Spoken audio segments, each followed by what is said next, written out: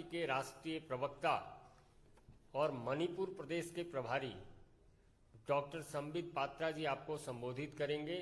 सामाजिक न्याय पखवाड़ा के तहत आज ये चौथे दिन ज्योतिबा फुले की जयंती पर माननीय संबित पात्रा जी आपको संबोधित करेंगे। माननीय डॉक्टर संबित पात्रा जी। धन्यवाद माननीय संजय मेहुक जी, आप सभी को सादर नमन और अभिनंदन। कुछ समय विलंब से ये प्रेस कॉन्फ्रेंस आरंभ हो रहा है, क्षमा प्रार्थी हैं उसके लिए। और जैसे अभी बताया गया और इससे पहले भी प्रेस वार्ता के माध्यम से भारतीय जनता पार्टी ने बताया है कि सामाजिक न्याय, सोशल जस्टिस का पखवाड़ा चल रहा है। हर दिन जिस प्रकार से विगत 8 वर्षों में नरेंद्र मोदी जी ने समाज के भिन्न भिन्न आयामों के लिए निरंतर काम किया है, इस विषय को उद्धृत करता रहा है भारतीय जनता पार्टी इन्हीं प्रेस कॉन्फ्रेंस के माध्यम से। आज कोई साधारण दिन नहीं है, आज ज्योतिबा फुले जी का जयंती है। ज्योतिबा फुले एक महान समाज सुधारक, क्रांतिकारी, एक अच्छे लेखक, एक विचारक एवं उच्च कोटि के एक दार्शनिक थे। और जिस प्रकार से उन्होंने महिलाओं की शिक्षा, सशक्तिकरण और पिछड़े वर्ग, अनुसूचित जाति, उनके लिए काम किया, ये अपने आप में एक बहुत प्रेरणादायक विषय रहा है।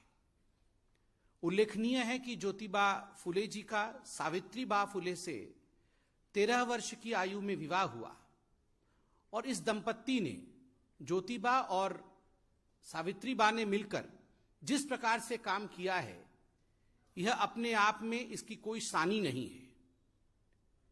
अपने इसी विचार के अंतर्गत कि महिलाओं का सशक्तिकरण होना चाहिए, उनकी शिक्षा दीक्षा उच्चतम भाव से होना चाहिए। पहली महिला शिक्षिका हिंदुस्तान में कोई बनी तो वो सावित्रीबाई थी, और पहला स्कूल महिलाओं के लिए कोई खुला हिंदुस्तान में तो वो इसी दंपत्ति ने ज्योतिबा फुले और सावित्रीबाई फुले के कारण ये खुला है। विगत 8 वर्ष हिंदुस्तान की राजनीति के लिए बहुत महत्वपूर्ण और एक दिशा निर्धारण करने वाला वर्ष रहा है। विगत 8 वर्षों में ज्योतिबा फुले जी से और सावित्री जी से प्रेरणा लेते हुए हमारे प्रधानमंत्री, भारतीय जनता पार्टी के नेता आदरणीय नरेंद्र मोदी जी ने लगातार ऐसे काम किए हैं जिससे महिलाओं का सशक्तिकरण हो सके, जिससे पिछड़ा वर्ग, अनुसूचित जाति इत्यादि आगे बढ़ सके। और मंत्र रहा है सबका साथ, सबका विकास, सबका विश्वास, सबका प्रयास। और आप सब ने देखा होगा कि जिस प्रकार महात्मा ज्योति जी ने प्रेरणा दी थी, सफाई कर्मचारियों के पांव को धोते हुए नरेंद्र मोदी जी ने पूरे हिंदुस्तान में यह संदेश दिया कि हमें सदैव जाति प्रथा से ऊपर उठ करके विकास और विश्वास की बात करनी है। और जब तक सबका प्रयास नहीं होगा तब तक वास्तविक समाज सुधार नहीं हो सकता है। आज ये कहना अतिशयोक्ति नहीं होगा, महात्मा ज्योतिबा फुले जिस प्रकार एक समाज सुधारक थे, नरेंद्र मोदी भी वर्तमान के राजनीति में केवल एक राजनेता नहीं है, एक ग्लोबल स्तर के नेता नहीं है, अपितु एक समाज सुधारक के नाते दिन रात वो अथक परिश्रम कर रहे हैं। हाल फिलहाल में पद्म पुरस्कार भी दिए गए हैं। एक बात तो हमारे विपक्षी पार्टी के लोग भी मानेंगे कि इन पद्म पुरस्कारों में जिस प्रकार की भागीदारी पिछड़े वर्ग, साधारण लोगों की और पिछड़े वर्ग से आ रही महिलाओं का रहा है, गांवों से, वो अब दिखता है। Not through approach, but because of real talent, these people have been in the line of Padma Awards. ये हिंदुस्तान में बहुत वर्षों तक इसकी कमी थी। नरेंद्र मोदी जी ने इस काम को पूरा किया। कुछ उदाहरण में रखना चाहूंगा, चाहे वो उषा चौमार जो राजस्थान की एक सफाई कर्मचारी रही, आदिवासी महिला राहीबाई सोमा पोपरे, सिंधु ताई सक्कल और बीरूबाला रभा, चुटनी देवी, ऐसे अनेक महिलाएं जो पिछड़े वर्ग से रहीं, साधारण महिलाएं रहीं, मगर अपने अद्वितीय काम के लिए जिन्होंने समाज में अपना एक स्थान बनाया, प्रधानमंत्री नरेंद्र मोदी जी ने पद्म अवार्ड इनको दे करके, उनकी कमिटी ने इनको पद्म अवार्ड दे करके कहीं ना कहीं एक बहुत बड़ा संदेश भारतवर्ष में भेजा है।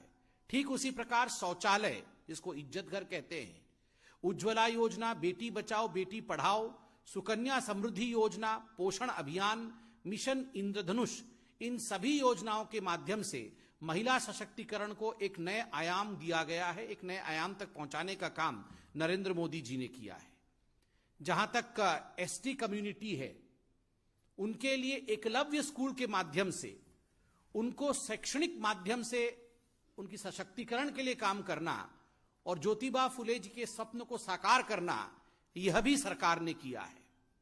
15 अगस्त 2014 को आपको याद होगा स्वच्छ भारत अभियान का आरंभ हुआ था। प्रधानमंत्री नरेंद्र मोदी जी ने इज्जत घर के विषय में बात की थी, क्योंकि महिलाओं के स्वाभिमान की रक्षा ये शौचालय करती है। और प्रसन्नता का विषय है, लगभग 11 करोड़ ऐसे शौचालय ग्रामीण क्षेत्रों में खुले हैं। विगत 70-75 वर्षों में अगर हिंदुस्तान में, पूरे हिंदुस्तान में 60% शौचालय बने, तो मात्र 7-8 वर्षों में नरेंद्र मोदी जी के अथक परिश्रम और स्वच्छ भारत अभियान के कारण ज्योतिबा फुले जी का जो स्वाभिमान का स्वप्न था वो पूरा हुआ और 21% शौचालय ऐड हुए हैं। ये बढ़ोतरी हुई है। ये अनुपात आप देखिए, 70 वर्षों में 60% और मात्र 7 वर्षों में 21%।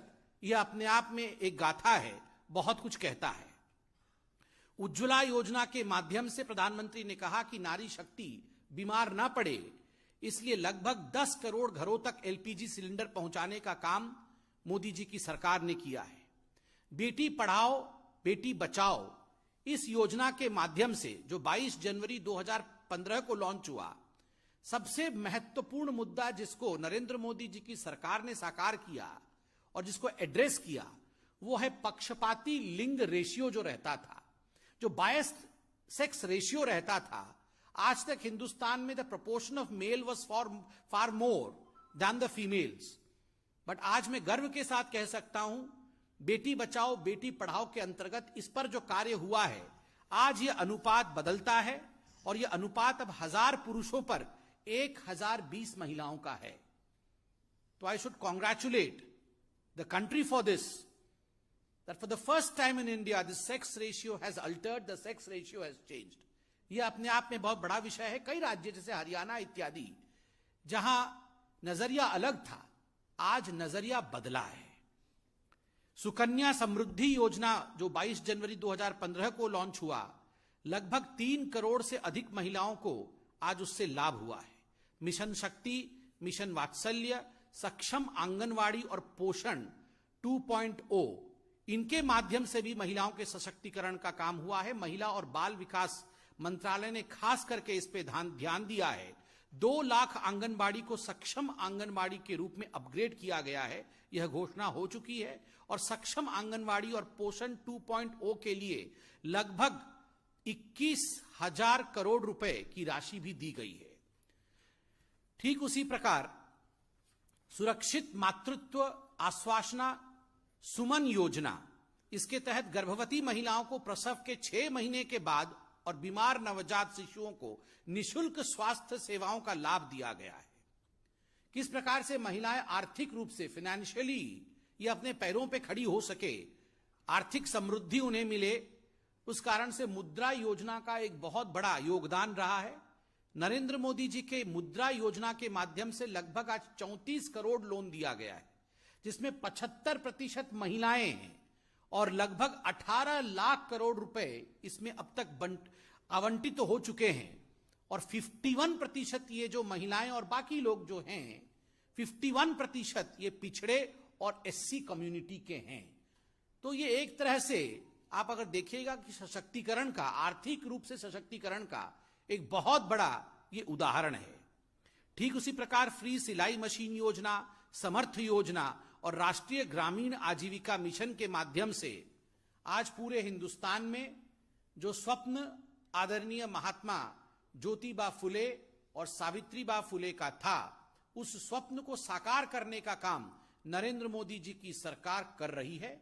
इसलिए अंत में मैं इतना ही कहूंगा कि प्रधानमंत्री नरेंद्र मोदी जी को केवल एक प्रधानमंत्री के रूप में नहीं, अपितु एक सोशल रिफॉर्मर के रूप में भी हमें देखने की आवश्यकता है।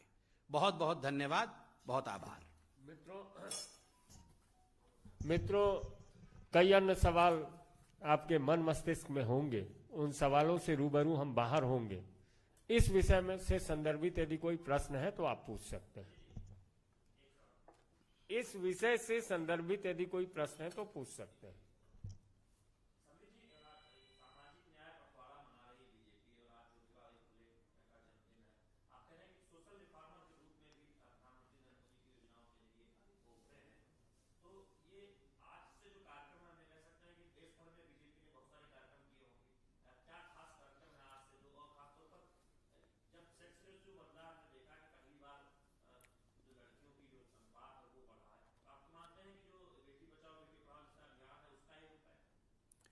देखिए, ये कार्यक्रम आज से नहीं है।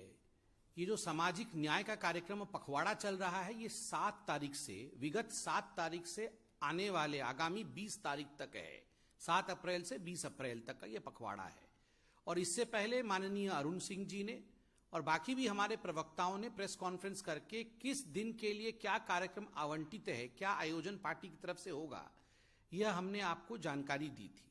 आज माननीय महात्मा ज्योतिबा फुले जी के जयंती के अवसर पर, चूंकि ज्योतिबा फुले जी का शैक्षणिक दिशा में बहुत काम रहा है और खास करके पिछड़े और अनुसूचित वर्ग के लिए, तो जो अनुसूचित वर्ग के छात्रावास हैं, हॉस्टल हैं, हमारे कार्यकर्ता उन हॉस्टलों में जाना, इन विषयों को, जो विषय अभी मैंने प्रेस कॉन्फ्रेंस के माध्यम से आपके समक्ष रखा है, इन विषयों को आगे बढ़ाना, किस प्रकार से सरकार ने इन छात्रावासों के लिए काम किया है और आगामी समय में हम और अच्छा क्या कर सकते हैं, इन सभी का सुध लेने हमारे कार्यकर्ता बाहर निकले हुए हैं।